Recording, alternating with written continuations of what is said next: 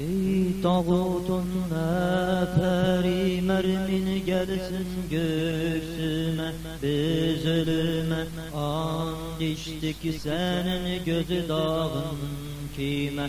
Ey tağutun neferi mermin gelsin göğsüme, biz ölüme and içtik senin gözü dağın kime. Korkunuz sonunuzdan dünya lanetlileri, korkunuz sonunuzdan dünya lanetlileri. Sürecek bu dünyadan Hizbullahiler sizi, korkunuz sonunuzdan dünya lanetlileri. Sürecek bu dünyadan Hizbullahiler sizi, korkunuz sonunuzdan dünya lanetlileri. Müslümanlar korkmaz ki gün boyu aç kalmaktan,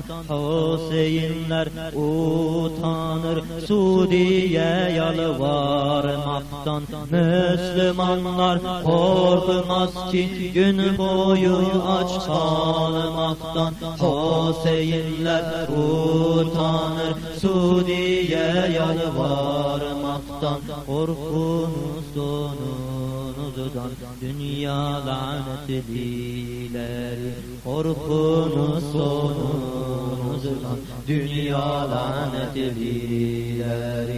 Sürecek bu dünyadan Hizbullahiler sizi, korkunuz sonunuzdan dünya lanetlileri. Sürecek bu dünyadan Hizbullahiler sizi, korkunuz sonunuzdan dünya